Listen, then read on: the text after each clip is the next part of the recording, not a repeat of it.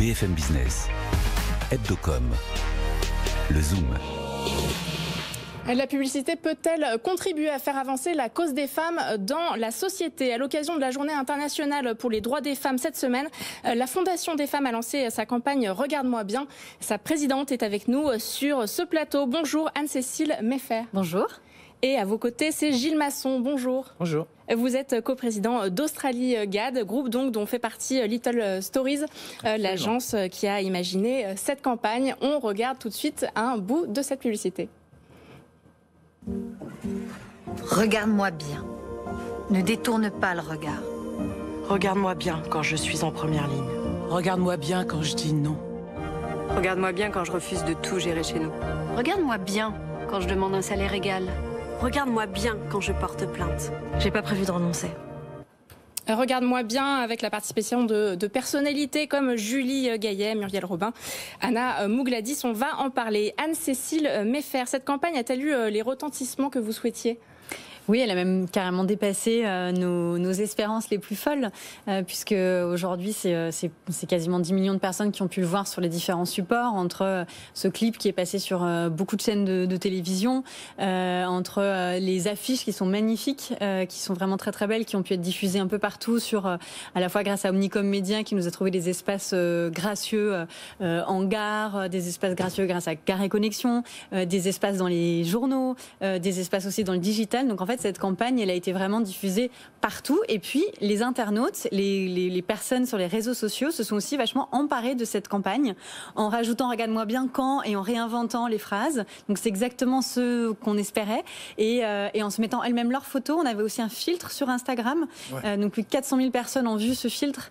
Et puis, on a aussi eu des bénévoles qui ont voulu coller ces affiches partout. Donc, on est vraiment sur une campagne qui a connu un vrai succès et dont les femmes se sont vraiment emparées. Frédéric. Gilles, le Regarde-moi bien, c'est venu comment? C'est l'agence qui trouve ça? C'est un boulot collectif. Regarde-moi bien, c'est venu d'abord d'un brief qui était sur l'invisibilité. Comment mettre les femmes en lumière? Parce que c'est un peu le problème, on considère que ne pas laisser s'exprimer les femmes, c'est bafouer leurs droits. Donc à l'occasion de la Journée internationale des droits de la femme, on voulait mettre en lumière. Donc au départ, on était sur l'invisibilité, et c'est dans les discussions qu'on a eues avec Anne-Cécile et toute l'équipe qu'on a trouvé Regarde-moi bien. Et le Regarde-moi bien, ce qui est intéressant, c'est que c'est non seulement une espèce de... On est au-delà de la revendication, on n'est plus dans l'époque de la revendication, on est dans l'époque de l'action. C'est quelque chose qui fait sens et auquel on a donné un sens graphique. C'est quasiment de la sémiologie. Quand tu regardes, il y a 2 bandeaux autour de l'œil. Donc c'est vraiment, on focus sur la pupille et on assume, regarde-moi bien, quand je parle, quand tu me dis non, etc., etc. Donc c'est vraiment une approche qui a été très centrée sur le regard et le fait de dire aux femmes, allez-y. Pour moi, c'est du pur empowerment. Oui, puis c'est une question on interroge celui ou celle qui regarde cette affiche. Et donc dans le Regarde-moi bien, c'est aussi une question, une injonction qui est posée aux spectateurs, aux spectatrices. Et d'ailleurs dans le clip, on voit qu'en fait on prend la caméra, c'est des jeux de caméra, des jeux de regard.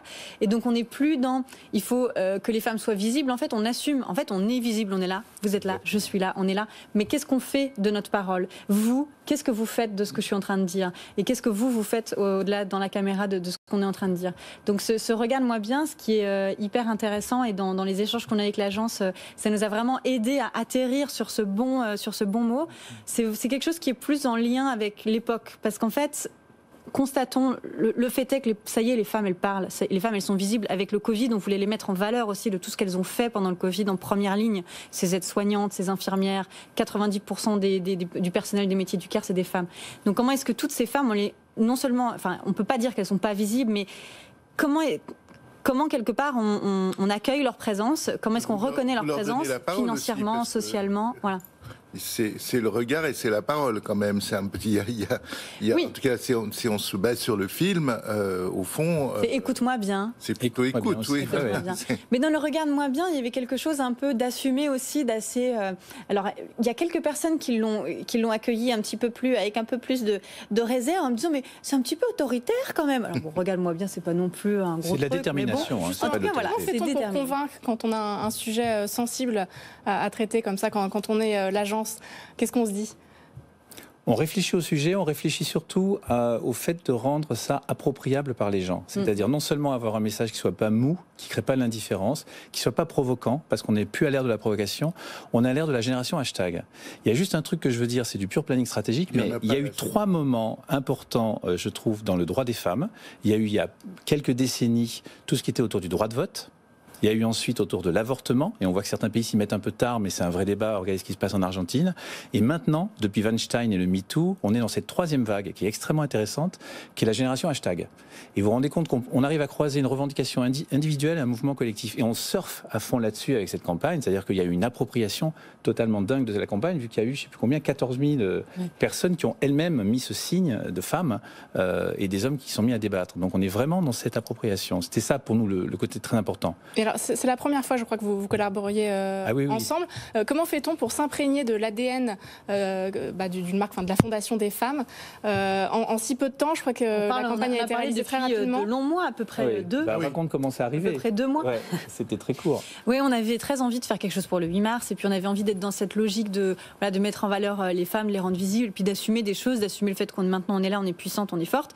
Et on en parlait avec nos ambassadrices, donc Caroline de Maigret, Yael Naïm, Julie Gaillet.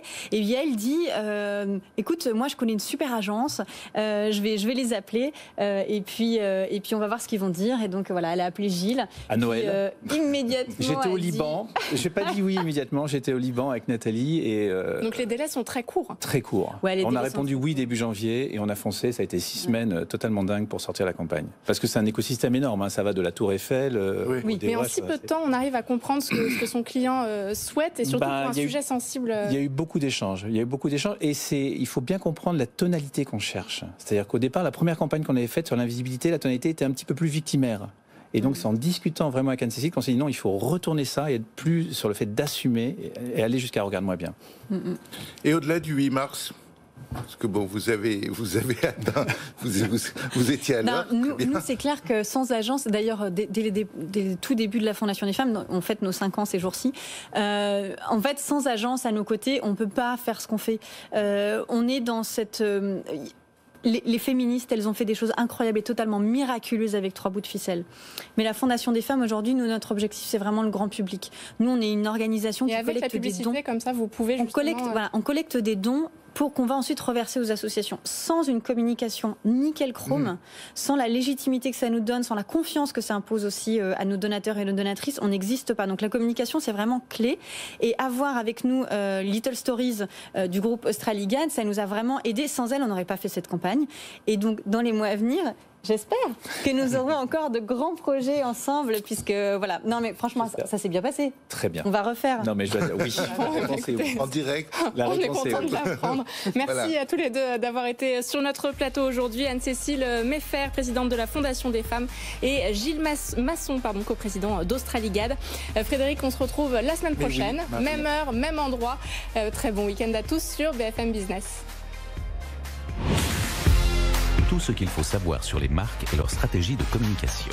Hebdocom sur BFM Business.